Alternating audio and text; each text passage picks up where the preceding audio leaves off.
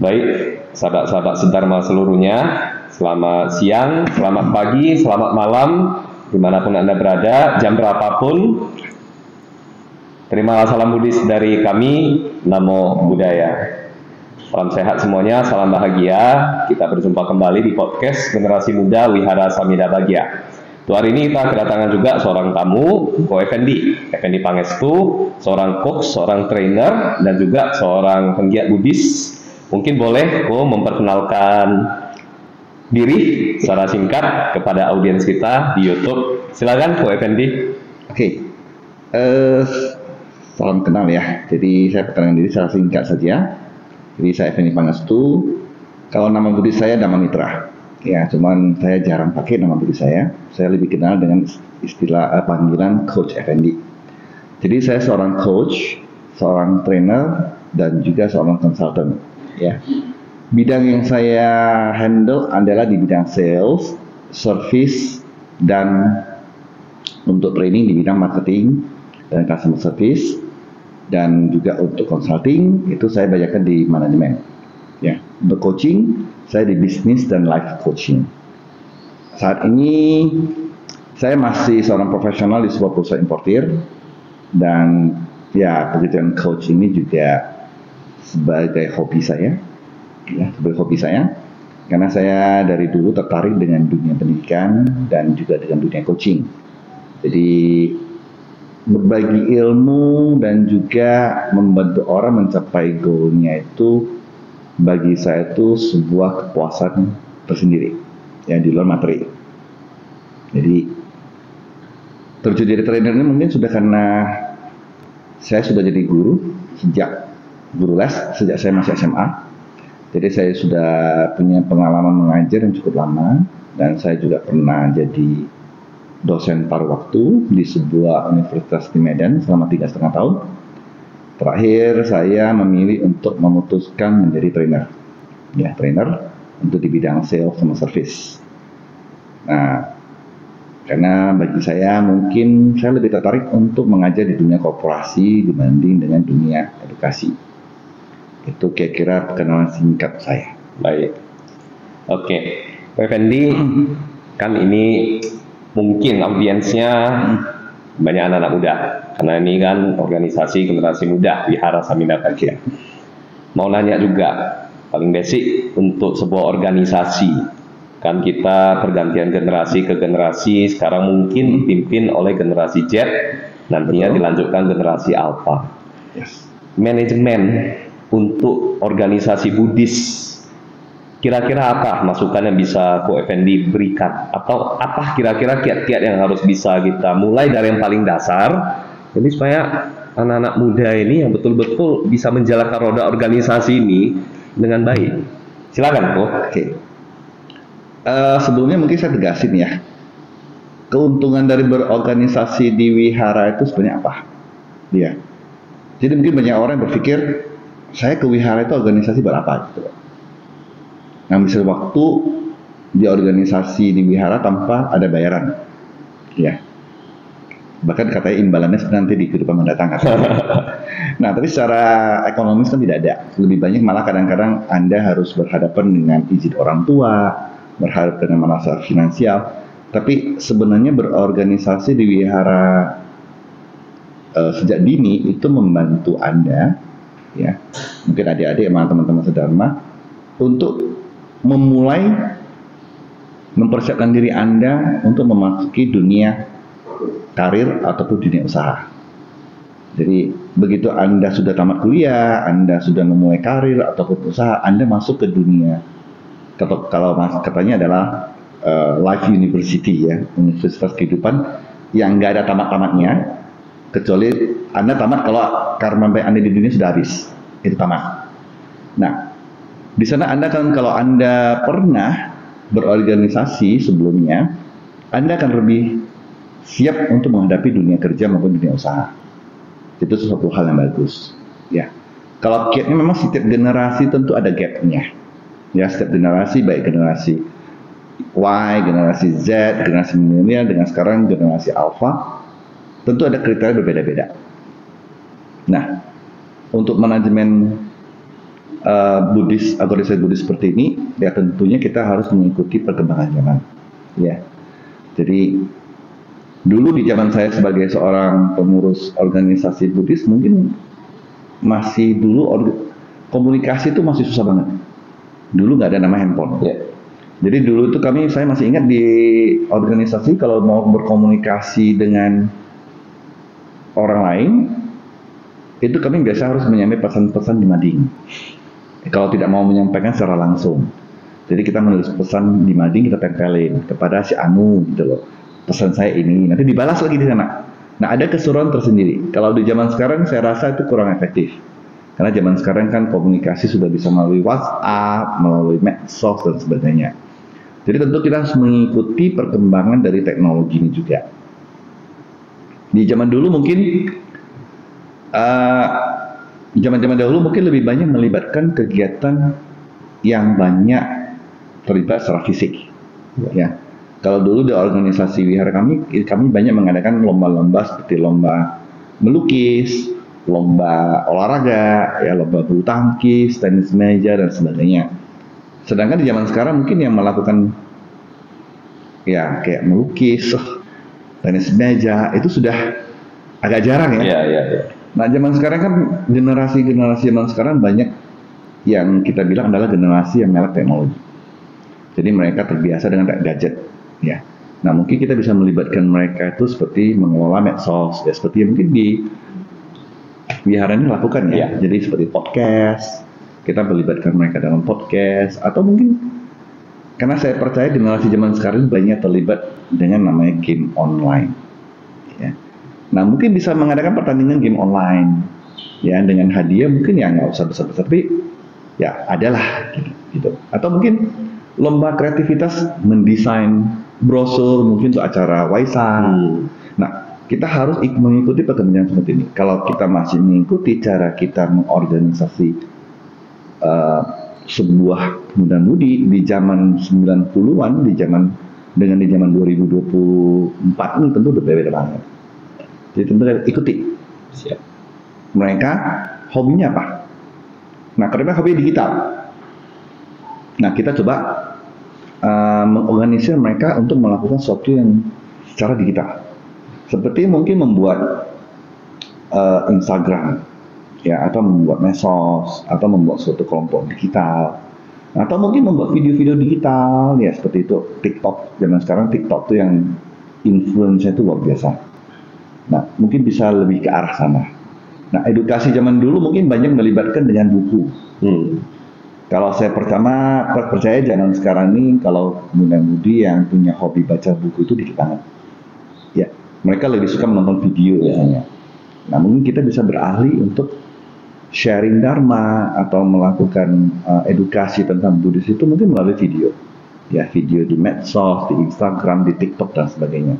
Nah, itu kira-kira cara manage kita mungkin yang harus mengikutilah perkembangan. Kalau kita tetap pada seperti cara kita dulu berorganisasi, mungkin di zaman saya dulu ya, itu mungkin udah gak menarik lagi. Ya.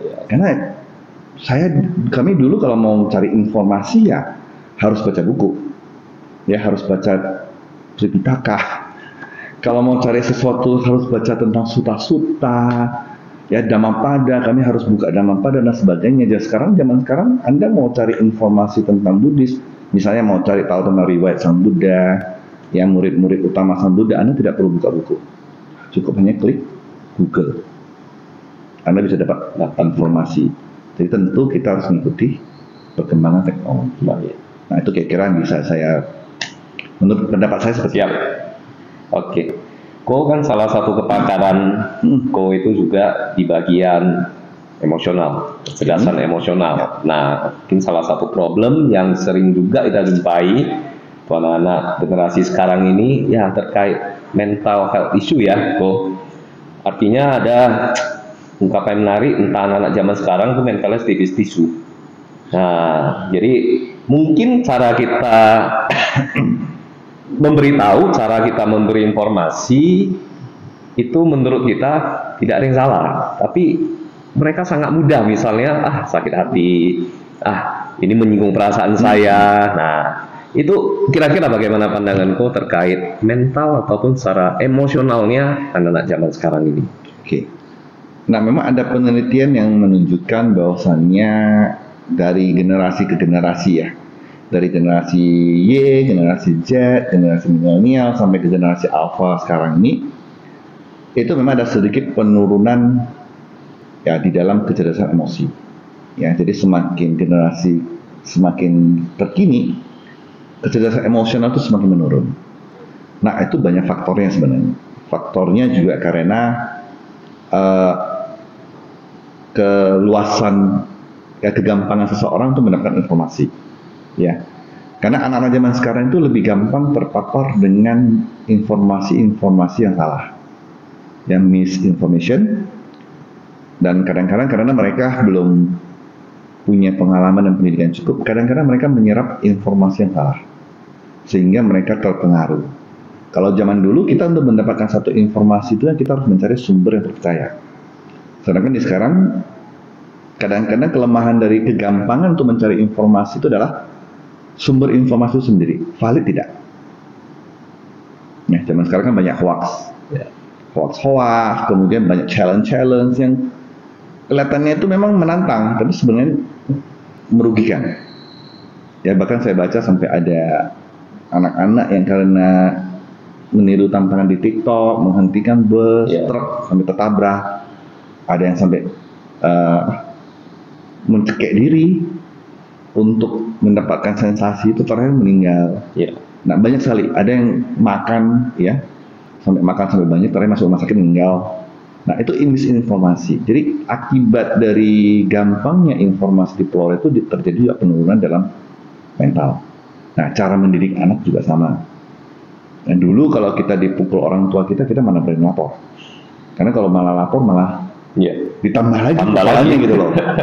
Nah, zaman sekarang juga karena ada salah edukasi dari orang tua milenial sekarang, jadi mereka tuh sekarang tidak memukul, dan mereka tuh cara mendidik yang berbeda. Akibat dari cara berbeda ini mereka punya mental yang berbeda seperti kita dulu. Kalau mungkin yang anak-anak zaman 80-an, 90-an kalau dipukul terima aja, biasa aja gitu loh. Saya mah udah biasa. Di sekolah dijewer guru mah biasa. Ya, di sekolah dipukul, kata orang dulu, benda yang tidak punya sayap tapi bisa terbang namanya. Penghapus. Nah, saya sendiri udah kena penghapus berapa kali lah. Nah, zaman sekarang begitu jewer gurunya, viral langsung. Nah, akibatnya apa?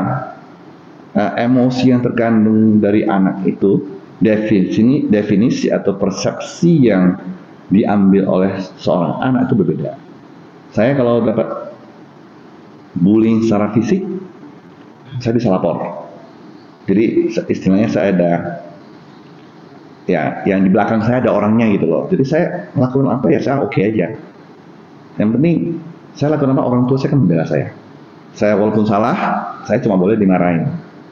Saya tidak boleh disentuh secara fisik. Kalau beda dengan dulu disentuh secara fisik dalam hal misalnya dipukul dengan penggaris, itu oke-oke aja gitu. Nah, akibatnya dari perubahan ini maka mental juga berubah. Nah, jadi plus minus dari gampang cari informasi seperti itu. Jadi berpengaruh juga ke dalam mental. Nah, di internet sendiri, kalau Anda lihat pasti berita yang negatif itu kan lebih banyak dibanding dengan positif.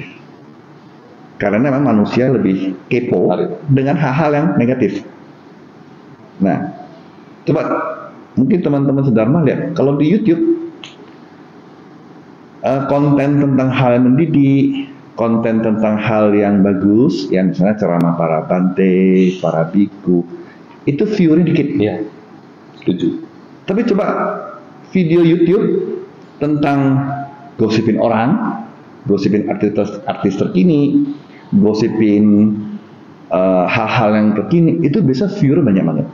Bahkan TikTok aja deh, yang cuma nari-nari juga itu viewer bisa jutaan.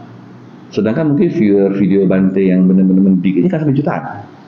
Nah, memang internet itu dirancang karena internet adalah intinya adalah komersial. Tentu mereka mencari penghasilan. Nah, jadi ada algoritmanya, jadi mereka memang lebih banyak menampilkan cenderung berita-berita yang negatif. Nah, itu secara tidak langsung itu juga bisa berpengaruh terhadap emosional kita. Maka kalau saya buka berita online atau baca berita online, saya bahkan skip deh. Berita pembunuhan saya skip, berita pemerkosaan saya skip. Nah, saya banyaknya bukanya berita tentang misalnya penemuan teknologi terbaru apa. Nah, bagaimana seorang anak tukang sate bisa jadi sarjana nih. Nah, saya bahkan banyak baca betul seperti itu. Ya, jadi kalau teman-teman sudah mungkin boleh lihat deh di berita internet. Kalau Anda analisis itu banyak kan berita negatif yang banyak. Nah, itu yang berpengaruh pada emosional kita secara tidak sadar. Baik. Ya, karena kalau kita baca berita-berita negatif itu akan ya informasi-informasi negatif yang masuk ke dalam otak kita tentu otomatis akan mempengaruhi kita. Jadi database ya yang di bawah pikiran bawah sadar kita tuh isinya negatif semua. Jadi pada saat Anda mengalami masalah tersebut otomatis otak kita, komputer utama kita mencari database dari yang negatif semua. Akibatnya Anda akan berpikir negatif. Makanya kalau kita baca berita sekarang banyak anak-anak muda sekarang yang tingkat stresnya tinggi. Begitu stres dikit bunuh diri, melarikan diri dari rumah. Nah, kalau zaman dulu mana ada yang anak kecil yang bunuh diri ataupun melarikan diri dari rumah? Karena kita takut sama orang tua. Lari nanti balik lagi kok karena lari, lapar. Nah, lari begitu satu telepon langsung balik. Nah, zaman sekarang beda. Nah, jadi banyak sekarang juga bullying gitu loh. Padahal sebenarnya bullying dari dulu itu juga ada. Cuma memang bullying dari zaman dulu itu tidak sedahsyat, tidak se-ekstrim sekarang. Ya, sekarang bullyingnya itu kalau dulu kita bully lebih banyak sifat fisik.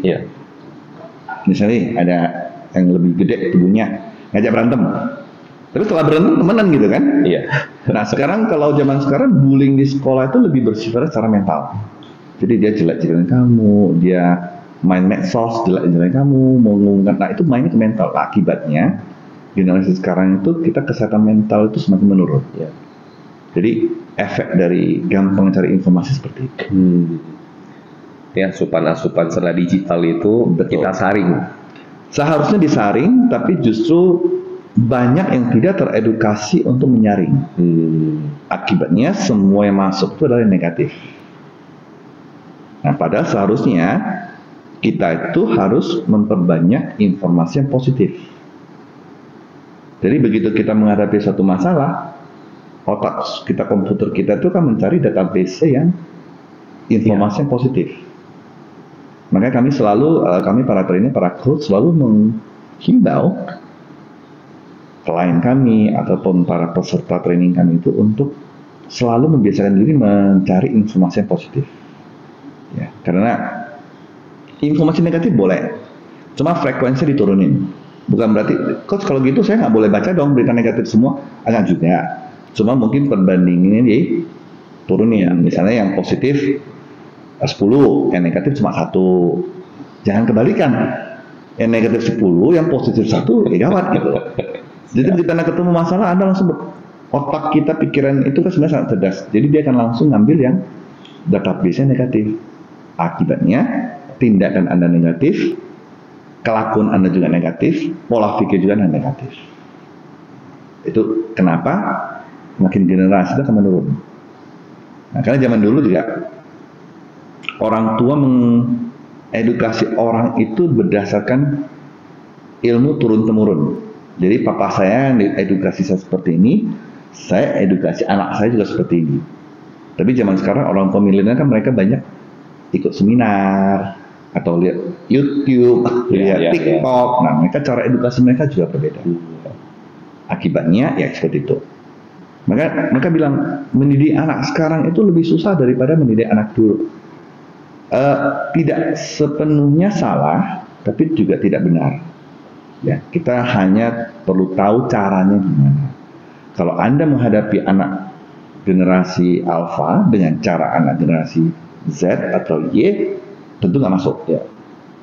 Jadi kita harus ngikut. Nah, orang tua sekarang, kalau saya di zaman saya dulu, zaman tahun 90-an, kayak nggak ada tuh seminar parenting, itu nggak ada. Tapi zaman sekarang itu perlu banget seminar parenting. Karena menghadapi anak-anak dengan emosional yang agak labil itu, Anda harus lebih cermat, lebih cerdas menghadapi mereka. Itu kira-kira Baik. permasalahannya. Jadi kan begini kok, seperti yang bilang kok itu perkembangan zaman. Artinya di zaman kok atau zaman saya dulu, tentunya lingkungannya lebih sehat. Seperti anak-anak sekarang yang tadi lo bilang kan, mudah ya terpapar, terkontaminasi oleh ya informasi-informasi yang mengarahkan mereka ke secara mental yang negatif. Artinya kan marah, tapi secara masif perilaku mereka seperti itu. Artinya kita nih orang baik-baik dengan lingkungan yang mungkin setoksik itu, seburuk itu, mungkin pelan-pelan kita akan sangat mudah terpengaruh. Artinya ancaman sekarang dengan dulu itu berbeda kok. Nah, bagaimana menyikapi situasi atau secara Buddhis kan kita filosofi bunga teratai juga nih kok. Betul. Tumbuhnya di tempat yang kotor. Nah, gimana cara paling mendasar di lingkungan yang zaman sekarang mungkin anak-anak generasi Z ini yang teman-teman mereka juga seperti itu. Perilakunya tidak baik, sering ya itu tadi ya lebih menyukai informasi-informasi yang negatif, malah men-share ya dengan mudah di grup kelas, di gengnya mereka. Betul. Jadi apa yang harus dilakukan terutama anak-anak Buddhis ini? Oke. Jadi filosofi kalau tadi yang disampaikan filosofi bunga teratai di atas kolam lumpur itu tentu ada sesuatu yang Anda bisa tumbuh di kolam lumpur yang kotor. Tentu ada sesuatu yang membuat Anda bisa tumbuh. Nah, kalau Anda hidup di dalam lingkungan yang kurang mendukung, saran saya adalah Anda cari lingkungan baru. Ya, cari lingkungan baru. Tapi pertanyaan adalah kadang-kadang saya nggak bisa meninggalkan lingkungan toksik, kita bilang. Ya, saya nggak bisa meninggalkan lingkungan toksik ini. Caranya gimana? Nah, caranya adalah kita dengan refleksi ke dalam diri kita. Jadi kita memperkuat diri kita. Kalau kita Buddhis, ya kita memperkuat diri kita dengan Dhamma. Ya, kita belajar Buddhis, Dhamma, tentu kita belajar mengenai nama Pancasila. Ya, di dalam Pancasila kan kita diajar, saya berjanji akan melatih diri menghindari pembunuhan, menghindari mengambil barang yang bukan milik saya, menghindari mengucapkan sesuatu yang tidak benar, menghindari minuman yang bisa menghilangkan kesadaran, melatih diri menghindari perbuatan yang tidak bagus ya. Nah, itu menjadi dasar kita sehingga kita tidak gampang terkontaminasi oleh lingkungan. Ya, dengan cara gimana? Ya balik lagi, Anda harus sering ke wihara. Ya, Anda sering ke wihara, Coach, saya nggak bisa nih ke wihara. Oke. Setiap masalah pasti ada jalan keluarnya. Kalau nggak ada jalan keluarnya bukan masalah. Itu takdir. Nah, saya nggak bisa ke wihara nih. Bagusnya gimana? Ya, Anda boleh belajar dari online. Anda melihat video-video YouTube, khotbah para bante, ya, para pemuka agama, ya, para ahlinya. Nah, Anda bisa belajar di sana sendiri. Jadi intinya adalah kita mengontrol diri sendiri. Kita yang bertanggung jawab terhadap kehidupan kita. Ya, banyak orang mengatakan, saya jadi begini karena orang tua saya. Sebenarnya bukan. Anda yang menentukan hidup Anda. Ya, jadi Anda jadi apapun hari ini bukan karena orang tua Anda, tapi Anda memilih. Ya, kalau Anda memilih mengikuti orang tua Anda jadi seperti sekarang itu berarti tanggung jawab Anda itu. Jadi bukan berarti, tapi ya manusia kebanyakan belajar untuk menyalahkan orang, kan itu paling gampang. Benar kan? Paling gampang tuh menyalahkan orang. Jadi saya nggak bisa jadi juara nih, karena apa? Karena guru saya nggak pandai menjelasin. Karena soal ujiannya nggak susah. Coba soal ujiannya gampang, saya bisa jadi juara. Nah, sebenarnya itu tidak bagus. Jadi lebih bagus adalah bila kita bertanggung jawab terhadap diri kita sendiri. Nah, saya nggak lulus ujian, kenapa? Karena saya nggak belajar dengan baik. Karena saya tidak memahami cara mengerjakan soal dengan baik, bukan karena salah gurunya. Ya, yang gagal kan cuma kamu, yang lain kan nggak gagal. Berarti bukan salah gurunya dong, kecuali satu kelas 50 orang nggak lewat semua, itu mungkin itu gurunya salah. Nah, jadi itu yang kita alami. Jadi kita harus tahu Kalau saran saya adalah kalau kita berada dalam lingkungan toksik, usahakan keluar dari lingkungan itu. Jadi misalnya saya punya teman-teman yang toksik nih. Yang toksik ini maksudnya gini, kadang-kadang teman yang ngajak melakukan sesuatu yang tidak benar. Ngajak bolos misalnya. Ya, ngajak bolos, ngajak balapan. Ya, anak-anak zaman sekarang biasa tuh balapan motor, ya. Saya tahu kenapa, karena saya sudah melaluinya. Saya sudah melaluinya dan pokoknya ngajak hal-hal yang tidak berguna. Nah, lingkungan seperti itu coba ditinggalin. Ada juga kadang-kadang orang tua yang toksik. Coach, saya nggak mungkin ninggalin orang tua saya kan. Nah, caranya gimana? Ya, dengan membentengi diri Anda itu dengan dhamma, dengan pendidikan dhamma. Saya mendapatkan orang tua seperti hari ini adalah karena buruk saya. Saya mungkin dulu melakukan sesuatu sehingga saya harus di kehidupan ini saya punya orang tua seperti ini. Cara saya gimana? Ya udah, karmanya harus saya bayar, berarti saya harus memupuk lebih baik karma baik. Sehingga mungkin bisa meringankan karma buruk saya ini. Mungkin saya punya orang tua yang kurang baik. Nah, tapi begitu saya banyak melakukan kebajikan, mungkin saya akan bisa mendapatkan suami atau istri yang baik. Karena orang tua kita kan tidak hidup selamanya. Ya. Nah, setelah mungkin mereka meninggal, Anda mungkin bisa dapat suami, istri, atau anak yang baik gitu.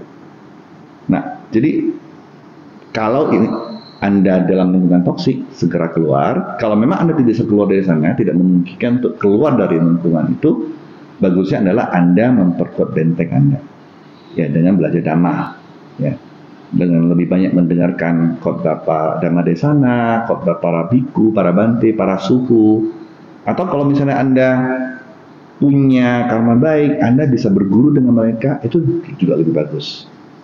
Ya, jadi Anda bisa belajar banyak kebijakan-kebijakan dari para orang tua. Nah, itu membantu banget. Ya. Saya punya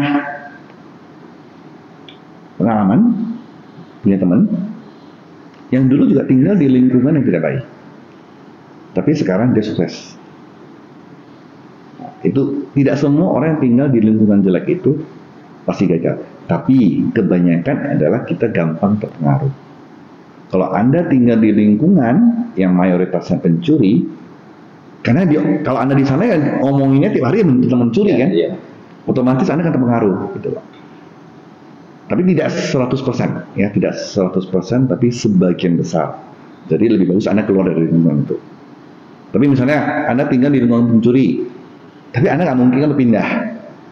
Ya, Anda harus belajar banyak-banyak dhamma. Kalau Anda memegang teguh Pancasila, ya tentu Anda nggak akan terpengaruh kan, karena saya melatih diri untuk tidak mengambil barang yang tidak diberikan atau tidak menjadi hak saya. Anda kan ingat seperti itu. Makanya itu bisa menghindari Anda untuk terlibat. Tapi sebisa mungkin hindari lingkungan toksik. Punya teman-teman toksik udah, tendang keluar aja. Cari teman baru. Jangan takut untuk pindah zona. Teman itu ada di mana-mana. Ya, teman itu ada di mana-mana. Nggak usah takut. Nanti saya nggak teman-teman sama dia, saya kesepian. Saya nggak punya teman lagi, nggak. Ya. Orang baik akan ketemu dengan orang baik. Karena bahasa Inggris ada satu pepatah yang sangat saya senangin. Itu pepatahnya adalah birds of same feather flock together. Jadi burung yang bulunya sama akan berkumpul barengan. Jadi artinya adalah orang sejenis itu akan berkumpul barengan. Jadi orang yang suka nipu orang biasa kan kumpul dengan para penipu. Yeah. Nah, orang yang suka dengan membantu orang, biasanya mereka akan suka berkumpul. Misalnya mereka masuk ke yayasan, misalnya Buddha Suci. Nah, mereka tuh, di dalam itu adalah orang-orang yang punya visi dan misi yang sama. Gitu. Itu kira-kira gambaran. Baik, Siko. Terkait emosi, hal yang ya mungkin setiap hari ya kita berhubungan dengan mereka. Ada kadang ya, mungkin seperti yang kau bilang itu memang secara teorinya sudah kita dapat semua nih, harus begini ya, benteng kita dengan dharma. Hanya namanya fenomena kehidupan gitu. Apalagi semakin dewasa ya, tadi seperti khotbah tadi pagi yang kau berikan, semakin dewasa kadang persoalan itu akan semakin banyak. Kita itu mungkin ketika di pagi-pagi, oh satu masalah, dua masalah, it's okay gitu. Cuma kadang ada di hari di mana bertubi-tubi terus, kadang memang mental kita teruji banget. Nah, di situ kadang sebagai manusia kan sangat sering lengah. Sedetik aja kita emosi, tapi efeknya itu melebar kemana-mana. Nah, melihat sesuatu yang sedemikian berbahaya, mungkin setiap hari kita berurusan dengan mereka. Apa kira-kira tuh kiatnya? Oke. Jadi kita, seperti tadi saya sampaikan, kita yang bertanggung jawab terhadap hidup kita. Ya. Daripada kita mengubah orang lain, itu kita butuh effort, butuh upaya, butuh waktu, butuh sumber daya sangat besar. Lebih bagus adalah bila kita bisa mengubah diri sendiri. Jadi misalnya, saya menghadapi teman saya yang datang dengan marah-marah seperti saya, marah-marah kepada saya. Tiba-tiba misalnya saya ketemu Erwin nih, tiba-tiba Erwin datang dengan marah-marah saya. Sekarang tergantung respon saya gimana. Kalau saya merespon balik dengan marah-marah, berarti berantem dong. Ya. Betul kan? Nah, tapi sekarang saya otomatis saya kan pertama mungkin emosi yang timbul begitu Anda datang marah-marah ke saya, emosi yang timbul adalah terkejut terus marah, kesel. Nah, pasti lu marah-marah sama gue. Emang salah gue apa? Nah, nextnya tergantung gimana saya meresponnya. Kalau saya meresponnya dengan tenang, misalnya tenang, oke, ada apa sih? Coba kamu cerita, kenapa kamu marah-marah saya? Nah, satu. Kedua, tadi kan saya respon dengan Anda marah-marah saya langsung balik. Kamu ngapain sih marah-marah gua? Salah gua apa? Lu gak senang sama gua gitu loh. Nah, dua hal ini kan menghasilkan reaksi yang berbeda. Jadi sekarang tergantung bagaimana kita merespon. Ada aksi maka ada reaksi.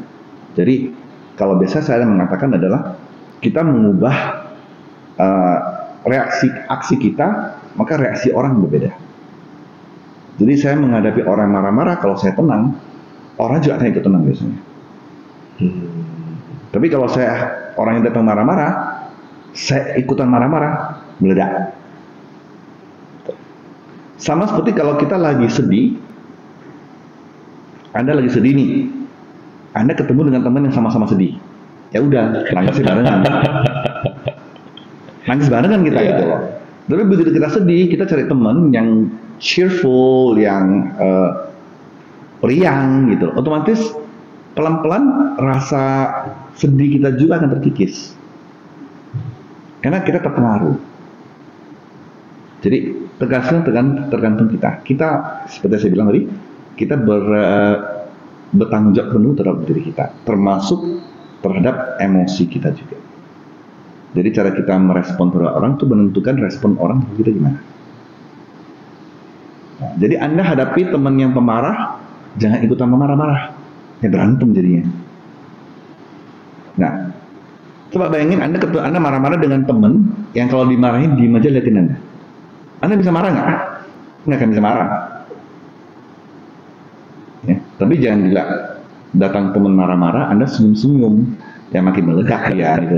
Senyum-senyum. Gue udah marah lu senyum lagi. Ya jangan gitu. Tunjukin empati kita. Oke, tenang. Ada apa sih? Ceritain dulu. Kenapa kamu marah sama saya? Nah, dia akan terus meredah. Nah, kalau dia nggak meredah gimana? Ya udah, let it go dulu, biarin dulu. Anda mungkin menghindar. Karena kemarahan itu emosi sebenarnya datang timbul itu hilang timbul itu cepat banget. Ya, itu hilang timbul itu cepat banget, tergantung dari reaksi seseorang. Misalnya nih, Anda baru ke yang HP, sedih kan? Apalagi kalau HP-nya adalah iPhone 15 Ultra, sedih pasti, 20 juta, sedih banget. Belum lagi foto di dalam dengan pacar, ya, hilang semua, pasti sedih. Tapi begitu hilang, terus Anda dapat handphone Samsung Galaxy Fold terbaru. Sedihnya langsung hilang, langsung happy. Nah sebenarnya hilang timbul cepat banget. Dia tergantung dari reaksi yang kita hadapin. Jadi apapun kejadian yang kita hadapin, tergantung kita bagaimana mengelola emosi kita. Responnya akan berbeda. Nah, sama dengan fisik. Karena ingat, tubuh dengan pikiran itu satu fisik, satu sistem. Tadi pagi waktu di sharing saya katakan, coba Anda ketawa dengan kepala menghadap ke bawah, Anda akan susah ketawa. Nah, coba Anda nangis dengan menghadap ke atas, itu akan susah. Nah, karena fisik kita seperti itu. Nah, kalau Anda fisiknya Anda lagi happy, Anda disuruh bungkuk, Anda nggak bisa. Karena orang happy itu biasa tangan dadanya terbuka, kepalanya agak terengah gitu. Nah, itu fisik juga menentukan. Jadi seperti itu kira-kira. Jadi menghadapi respon dari orang yang tergantung kita. Ya. Bagaimana kita mengelola emosi kita. Baik. Yang jelek-jelek sudah kok.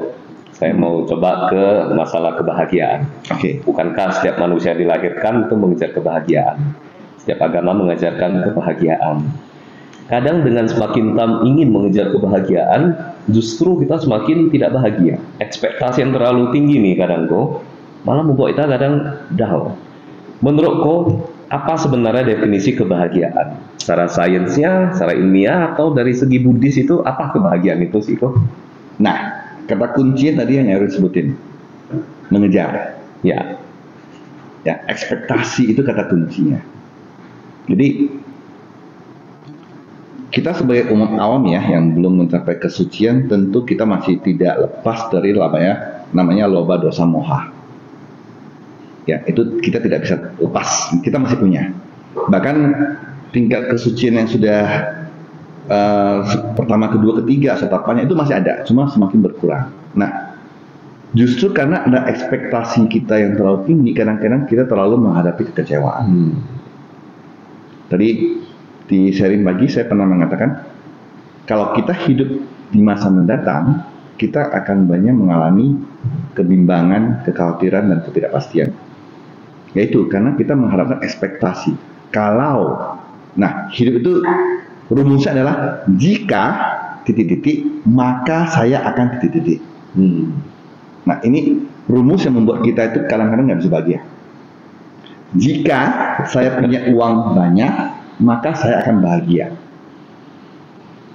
Jika saya punya pacar yang cantik, maka saya akan bahagia. Karena belum tentu kan? Gitu kan? Ya. Jika saya terpilih jadi manajer, saya akan bahagia. Belum tentu. Lebih pusing jadi manajer. Nah, itu karena kita punya persyaratan. Nah, teori memang gampang. Tapi itu bisa dilatih. Nah, makanya dalam Buddhis, Sang Buddha sendiri mengajarkan supaya kita tidak terikat. Tapi secara sebagai umat awam, tentu kita tidak bisa lepas dari keterikatan. Cuma saran saya adalah coba untuk hidup di masa sekarang. Jadi punya ekspektasi is okay. Tentu kita setiap orang punya harapan, punya ekspektasi. Saya ingin kuliah di luar negeri. Saya ingin kerja di perusahaan terkenal. Saya ingin punya mobil. Saya ingin punya rumah. Setiap orang pasti punya ekspektasi. Kalau Anda tidak punya ekspektasi juga layak. Ya. Nah, tapi saran saya adalah begitu kita punya ekspektasi, kita harus tahu konsekuensinya. Kita harus tahu kalau saya tidak capai, apa yang terjadi. Pokoknya saya akan berusaha. Saya berusaha maksimal. Kalau tidak tercapai, ya berarti belum karma baik saya. Kalau orang bilang belum rezeki gitu loh. Nah, tapi sebenarnya kalau kita banding-bandingkan nggak ada habisnya. Ya. Nah, kayak dulu, sewaktu saya masih baru tamat kuliah, baru jadi sarjana, saya punya ekspektasi, saya punya impian jadi seorang direktur. Kayak enak nih jadi direktur, duduk mejanya gede, kursinya gede, ya, datang kantor dihormati orang gitu. Begitu saya sudah mencapai posisi itu, ternyata jadi direktur gak enak gitu. Karena saya jadi direktur, tingkat stres saya beda sama waktu saya jadi karyawan biasa. Karyawan yang lain sudah pulang, mereka sudah mikirin keluarga mereka, sudah mikirin hangout sama teman. Saya di rumah masih mikirin apa yang harus saya bicarakan di meeting besok. Saya harus mikirin perusahaan ini 5 tahun ke depan saya bawa kemana. Nah, itu ekspektasi. Nah, ekspektasi yang tidak sesuai harapan biasanya akan membawa kekecewaan. Jadi saran saya adalah boleh hidup itu menentukan goal. Karena kalau kita tidak menentukan goal, kita tidak akan maju. Karena ada orang, ngapain lah mikirin besoknya belum tentu masih hidup. Wah lama. Atau seperti itu. Iya. Ngapain sih mikirin besok panjang 5 tahun ke depan? Mana tahu besok kiamat katanya. Pokoknya hari ini makan, saya bisa makan hari ini ya udah gitu. Nah, ada teman satu orangnya nggak punya ambisi, saya bilang. Saya begitu lihat mobil mewah, bagus mobilnya ya. Kayaknya kalau saya punya ini enak nih. Dari bilang, udah lu jangan mimpi deh, lu nggak sanggup belinya. Ada teman seperti itu. Gitu. Cuma ya kehidupannya seperti itu aja. Nah, boleh kita punya goal, boleh kita punya tujuan, tapi ingat, jangan hidup di masa mendatang. Hidup di masa sekarang. Oke, saya ingin beli mobil BMW misalnya. Oke, mobil BMW harganya 1 miliar. Berarti target saya berapa lama? Saya ingin beli dalam waktu 2 tahun. Berarti setahun saya harus dapat 500 juta.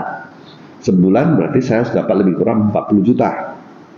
Sehari berarti saya harus dapat minimal 1,5 juta. Nah, sanggup nggak saya melakukan hal itu? Oke, sekarang saya nggak sanggup. Apa sih yang bisa saya lakukan untuk mencapainya? Kalau misalnya saya dengan gaji sekarang nggak sanggup, berarti saya harus pindah kerjaan. Oh iya, saya pindah kerjaan. Nah, ternyata setelah saya pindah kerjaan, ternyata 2 tahun kemudian saya nggak sanggup beli. Ya, berarti belum jodoh. Ya, seperti kejadian COVID kemarin kan. Kan tidak ada, kita tidak pernah menyangka tiba-tiba bisa muncul COVID, ekonomi anjlok, kita semua di rumah, ya banyak perusahaan bangkrut, PHK dan sebagainya. Itu kan di luar prediksi kita. Nah, sebagai umat Buddhis yang kita dilatih untuk mawas diri, untuk kita lebih tahu ya tentang namanya anicca, ya, ketidakpastian, kita harus bisa siap menghadapi perubahan seperti itu.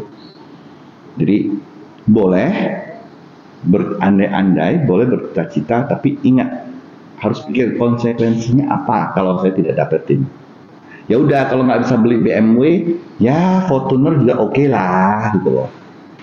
Nah, saya ingat satu ajaran kalau saya nggak salah itu adalah Bante Utamo kalau nggak. Prinsip untung katanya. Kalau Anda mau bahagia gunakan prinsip untung. Orang Indonesia paling pintar itu.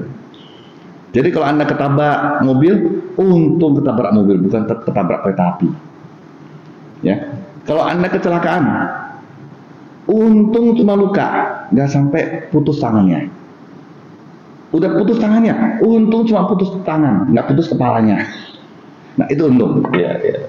Nah itu ya memang teori sih gampang, tapi sebenarnya itu merubah pola pikir kita. Jadi saya sudah berusaha ini nih, ternyata nggak capai, ya udah nggak apa-apa. Untung saya sudah berusaha. Kalau saya nggak berusaha, saya nggak capai. Ya, tapi katanya masa depan kan tidak ada yang pasti. Anda ternyata tadi BMW 1M, ternyata Anda sudah terkumpul 1M. 2 tahun kemudian harga BMW naik jadi 1,5M. Jadi gimana? Ya udah, itu di luar kekuasaan Anda. Ya udah, saya punya 2M, ya udah, saya beli BMW. Mungkin BMW second boleh, yang penting BMW, benar kan? Sama hal seperti itu. Menyinggung masalah direktur tadi kok ya, artinya sebuah posisi kita sebagai leader. Kadang ada teori yang mengatakan untuk bisa mengubah orang, katakan nih bawahan anak anggota kita tidak disiplin. Nah, kadang ada teori mengatakan kasih shock terapi. Nah, jadi kadang malah diajarkan untuk marah supaya mereka berubah. Tapi kadang kita lihat ada efektifnya mungkin ya, kok ya. Misalnya orang tua ini baik terus sama anak, anaknya ini makin bandel, dimarahi sekali, emosi sekali, dia berubah, malah jadi baik. Jadi sebenarnya bagaimana pandangan terkait hal itu kok? Apakah baguskah marah untuk mengubah seseorang? Begitu. Shock terapi gitu. Gimana kira-kira kok? Itu pandangan secara umum. Ya. Oke, kasih shock terapi. Kalau dia shock terus trauma gimana?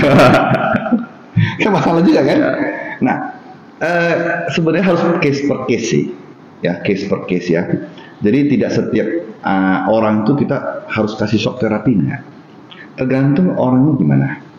Kita harus pahami dulu bawahan kita, anak kita gimana. Nah, ada orang yang memang perlu dikerasin.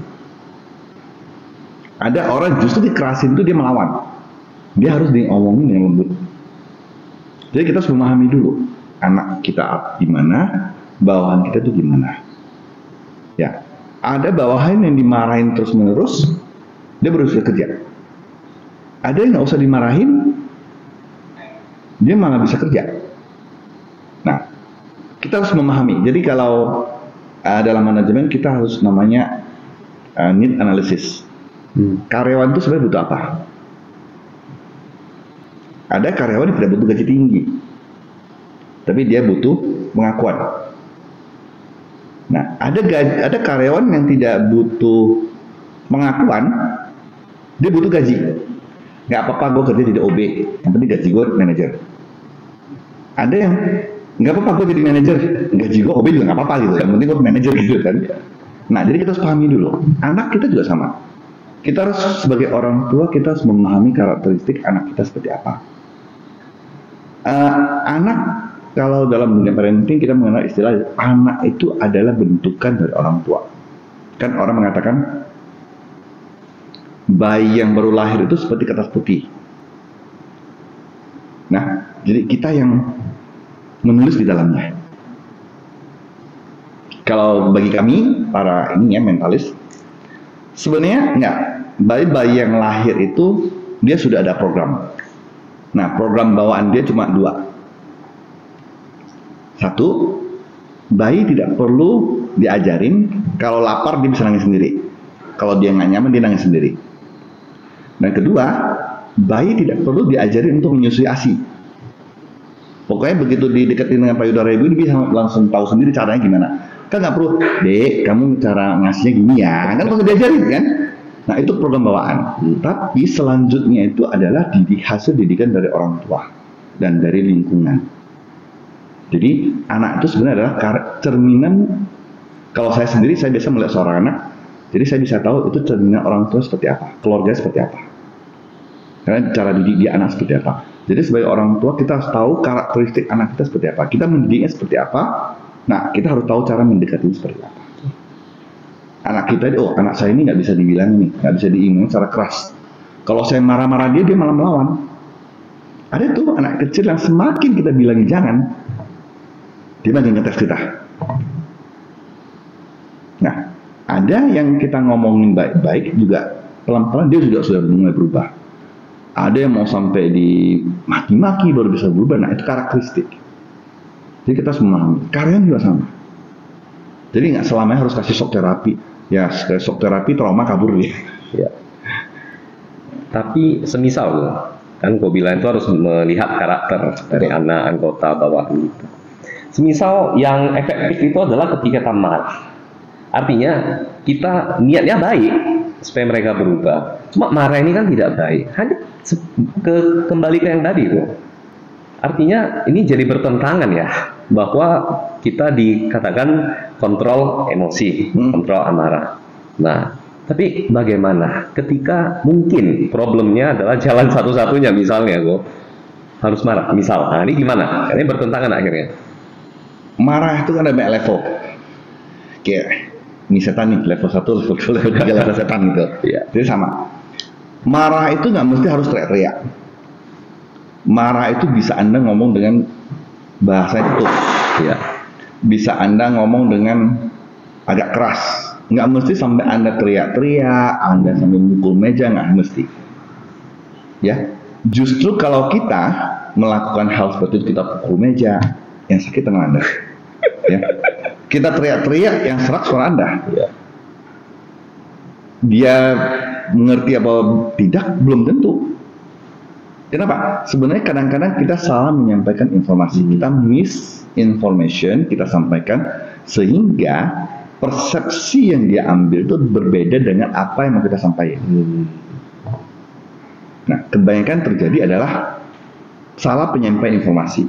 Karena otomatis kalau Anda sudah emosi, otak jernih Anda ya itu nggak akan berpikir. Kadang-kadang bahasa yang keluar itu kadang-kadang tidak mencerminkan apa yang kita inginkan. Contoh nih, kadang-kadang kalau kebanyakan orang kalau sudah marah itu pasti ngomong, kamu itu ya bandel banget ya, nggak bisa dibilangin omongan.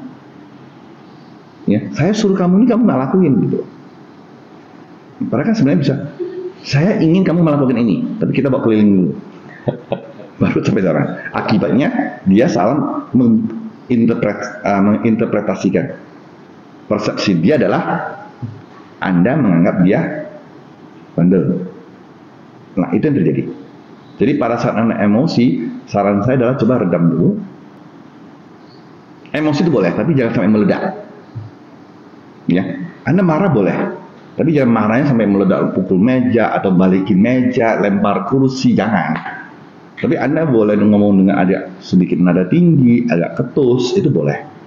Tapi ingat, pada saat Anda dalam emosi marah, pikiran logik itu nggak gitu berefektif. Karena yang terlibat adalah perasaan, feeling sekarang. Jadi usahakan Anda redam dulu emosi Anda, baru gunakan logik. Jangan feeling jalan dulu. Akibat kalau feeling jalan dulu, yang Anda sampaikan berbelit-belit, lawan salah mempersepsikan. Akibatnya ya gak nyambung. Nah, kalau saya menghadapi karyawan saya, kalau saya pas emosi saya akan diam. Setelah lewat saya udah reda, saya akan coba ngopi dulu, ya, atau mengalihkan. Nah, setelah itu baru saya panggil. Nah, saya panggil, saya akan nanya. Kalau kebetulan, ya, saya seorang coach, jadi saya terbiasa bertanya. Nah, saya bertanya, kamu kenapa kalau Anda tahu kenapa saya panggil? Nah, kenapa Anda melakukan itu? Apa sih untungnya kamu melakukan itu? Kalau kamu lakukan itu, kira-kira apa reaksi saya? Kira-kira hukuman apa yang kamu dapatkan? Nah, saya lebih baik bertanya. Kalau saya, ya. Tapi kalau saya udah bertanya kayak gitu, biasa karyawan saya itu horor. Nah, itu yang saya sering lakukan. Jadi saya jarang tuh marah-marah sampai muka merah, sampai banting kursi nggak marah. Padahal saya ngomong dengan nada agak tinggi dan dengan nada yang agak ketus, itu saja. Oke. Caranya itu ya. Yes. Kita ngontrol diri kita sendiri. Ya. Gunakan cara yang bijak, begitu. Ya. Oke, gimana nih, Bo? Misal, nah ini konteksnya tadi kan kita sebagai atasan menegur bawahan. Ada kalanya kita sebagai anak misalnya. Nah, orang tua kita, ya ada kasusnya juga mungkin anak ini ya. Lihat orang tuanya nggak benar, Bo. Sebagai anak dia rasa dia ingin memberitahu. Cuma ada orang tua mereka, kamu ini, kamu nggak tahu, kamu itu sebagai anak ya, kamu nggak menghormati orang tua. Gimana konteksnya kalau kita ingin mengubah sebagai anak misalnya, ataupun sebagai orang di level lebih bawah tapi ingin memberitahu, mengubah ke hal yang baik gitu, gimana tuh kira-kira? Oke.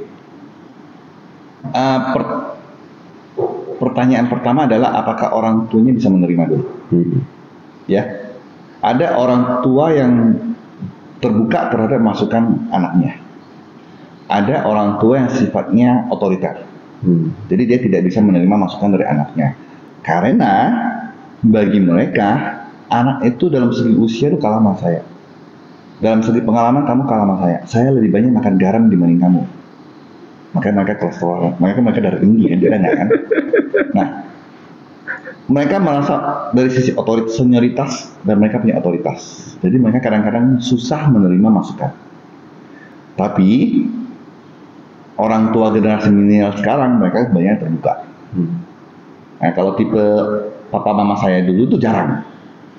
Mereka jarang bisa menerima masukan dari saya. Nah, caranya gimana?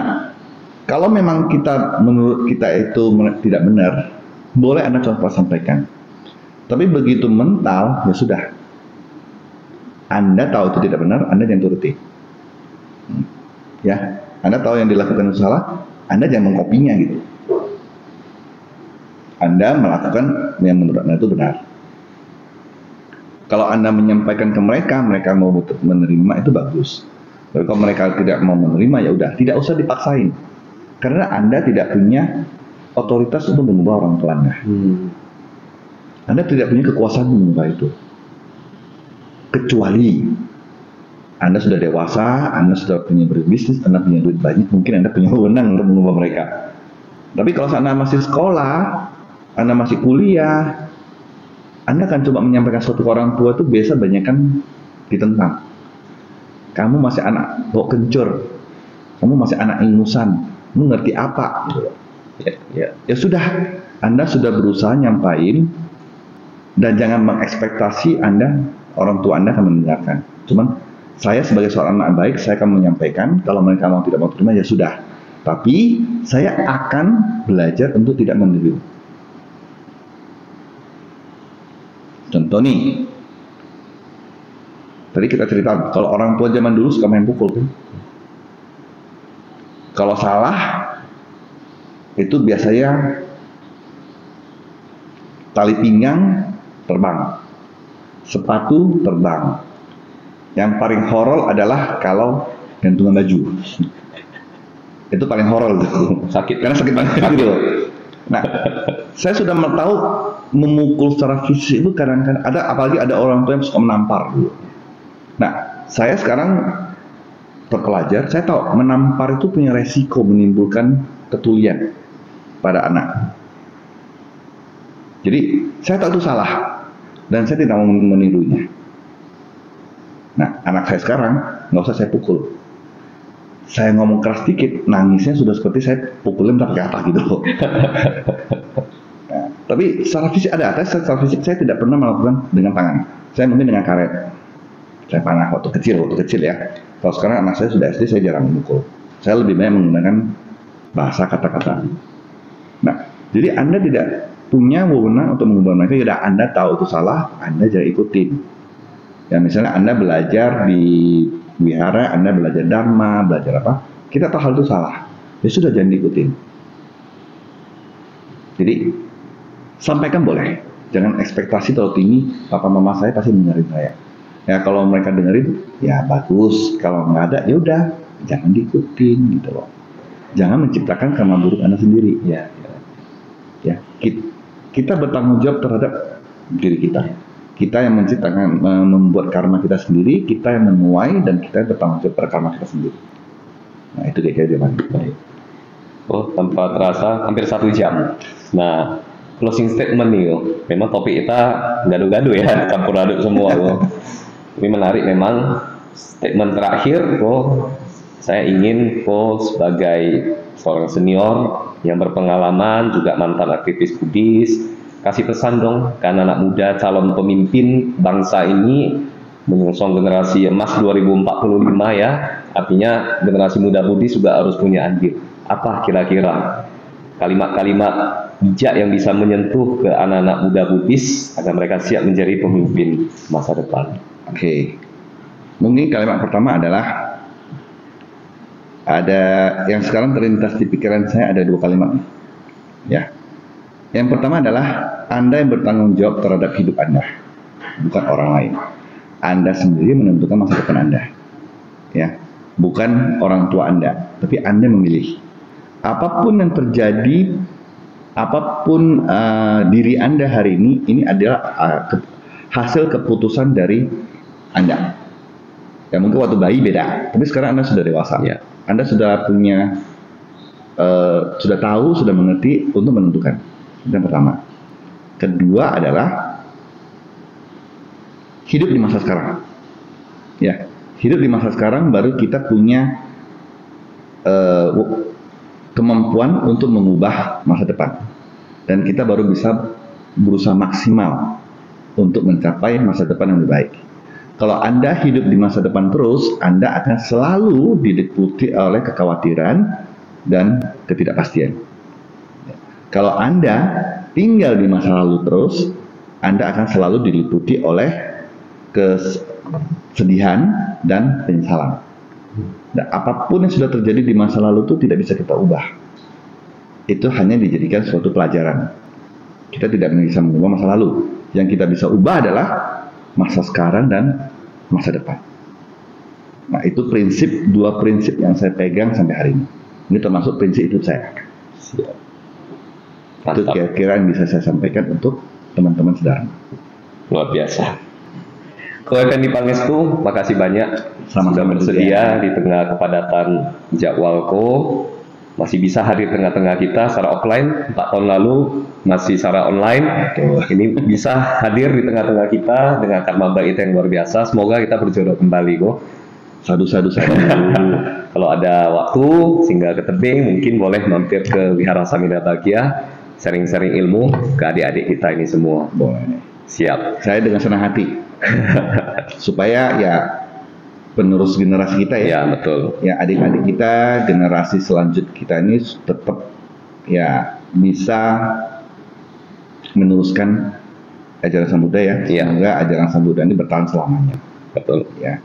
Jadi saya senang kalau berbagi dengan teman-teman Sedharma sehingga roda Dharma itu bisa terus berputar sampai selamanya. Ya. Baik, terima kasih sekali lagi kami ucapkan kepada Ko Effendi Pangestu. Mudah-mudahan kesempatan lain kita masih bisa bertukar pikiran dengan beliau. Terima kasih pada seluruh audiens yang telah menyaksikan podcast Generasi Muda Wihara Samira Bahagia. Semoga memberi banyak manfaat kepada kita semua. Kita sampai jumpa kembali mungkin pada podcast berikut dengan narasumber yang lain, dengan narasumber yang luar biasa lagi.